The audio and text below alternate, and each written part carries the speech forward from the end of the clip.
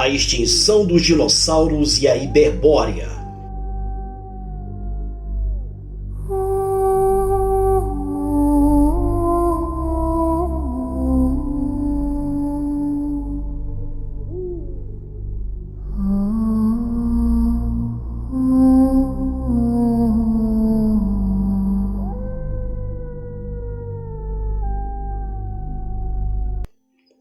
Como vimos no capítulo anterior, depois da destruição de Tiamat, a Federação esperou bom tempo, já que aquela situação tinha sido totalmente inesperada, dado que o Sistema Solar se encontrava naquele momento desestabilizado gravitacionalmente. A única medida que se tomou foi esperar até que tudo se estabilizasse, o cinturão de asteroides se aglutinasse e se limpasse as órbitas. Essa atitude realmente deu um grau de liberdade para o desenvolvimento das raças répteis na Terra. O plano original era que reinasse tanto a diversidade quanto o equilíbrio entre as distintas espécies. Mas a situação agora era outra, e com as mudanças climáticas que se sucederam, deram à raça réptil uma vantagem durante o período Mesozoico, um período de aproximadamente 190 milhões de anos, que foi um reinado completo dos dinossauros aqui na Terra. Dado que nosso planeta era uma criação Elohim, com a intenção de que se tornasse um pomar de vida e abundância, unido a esta mudança climática inesperada e a incrível adaptabilidade da raça réptil, desencadeou um tremendo desenvolvimento dos grandes sauros. Havia registros nos arquivos da Federação de criaturas maiores e mais bestiais que qualquer outra encontrada neste universo local, apesar de a Terra ser um planeta rochoso de tamanho modesto. O tamanho e a ferocidade desses animais era incontrolável, inclusive perante o poder psíquico de muitos mestres de raças ascendidas.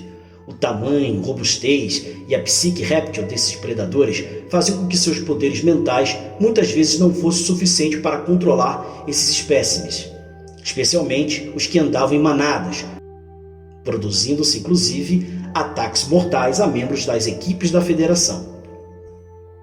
Essa impossibilidade de convivência na superfície foi o que originou no início a colonização dos reinos intraterrenos de Agartha, especialmente por uma questão de segurança.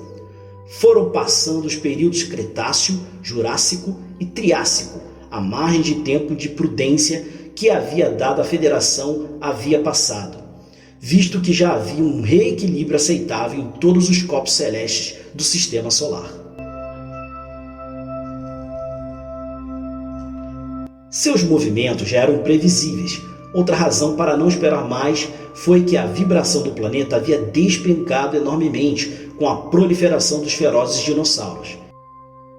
Entre os membros da Federação também ergueram vozes demonstrando a preocupação em permitir que essas raças evoluíssem a níveis de inteligência superior. Com seu calibre de ferocidade, agressividade e tamanho, temiam que surgisse uma raça terrível e perigosa. Era hora de intervir enquanto não haviam dado esse salto evolutivo. A ação a tomar deveria ser drástica, já que a população desses espécimes de répteis estavam enormes e não permitiam a evolução das raças mamíferas, que era o grande objetivo final do Projeto Terra.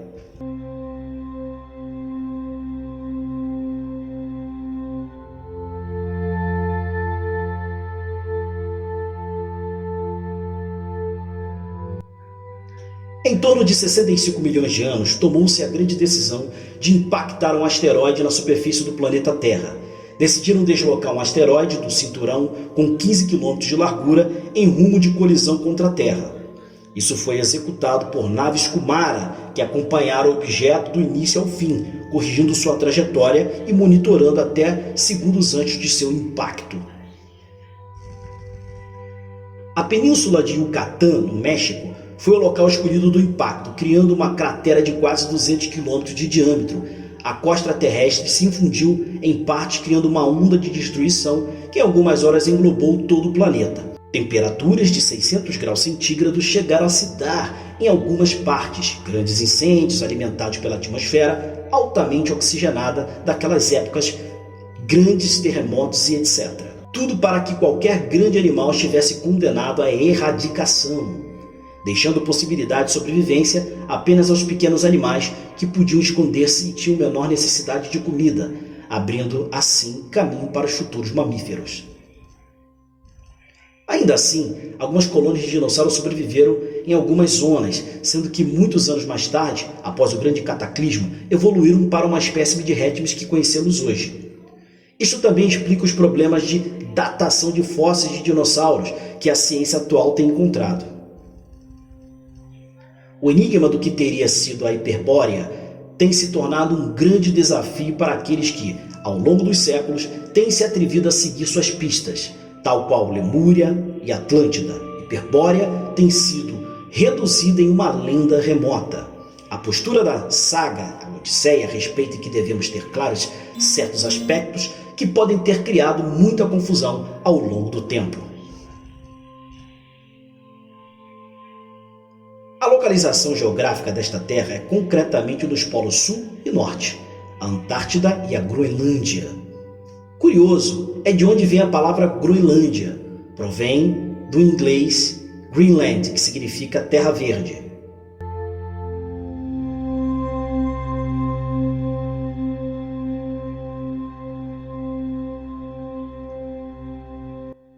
Indicativo de que em outros tempos essa terra não foi um deserto gelado. Temos crônicas visigodas onde seus ancestrais originários do norte da Europa conheciam essa exuberante terra, além de testes de carbono 14, evidenciam as existências de bosques primitivos na Groenlândia.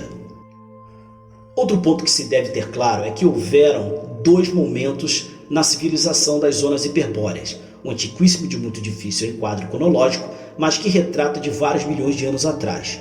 Outros mais recentes e contemporâneos de Atlântida e Lemúria, ao redor de 500 milhões de anos. Neste capítulo, tratamos da primeira civilização hiperbórea. Depois das primeiras raças de deuses primordiais, constituiu a segunda raça sobre esse planeta, que algumas lendas denominam como semideuses e que, de certa maneira, não estão errados. O certo é que estas raças chegaram na Terra há milhares de anos, a mando da Federação. Se necessitava recuperar vibracionalmente o planeta e acendê-lo de nível, já que os cetáceos sozinhos não eram suficientes para sua tarefa. Era fundamental que vivesse por um bom tempo uma civilização que pudesse colaborar em harmonia com o planeta para a ascensão de ambos.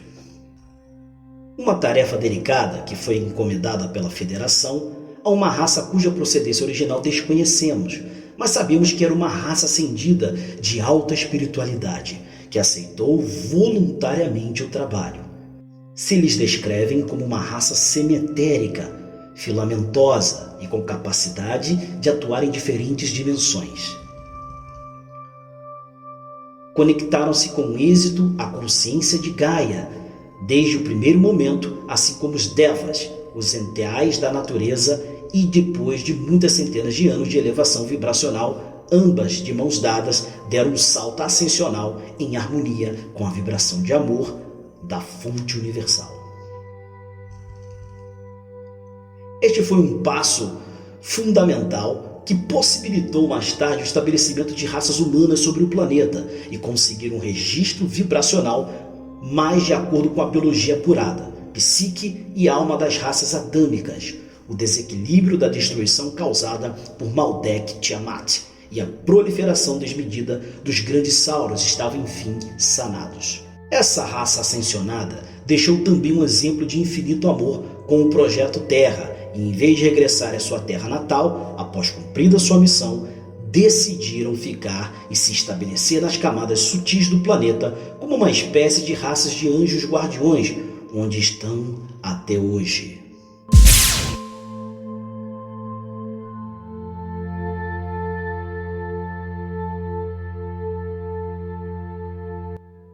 Bom, pessoal, terminamos aqui o capítulo 8, foi sensacional. Agora nós sabemos realmente a verdadeira história da extinção dos dinossauros. Tá? E no próximo capítulo falaremos do Armagedon de Vênus e Marte, capítulo 9. Então, você que chega agora em nosso canal, senta o dedo no like, inscreva-se em nosso canal e ative agora o sininho das notificações, escolhendo todas as opções para que você seja o primeiro a receber o próximo capítulo no conforto da caixa sem e-mail. Nos vemos no próximo vídeo. Muita luz e paz.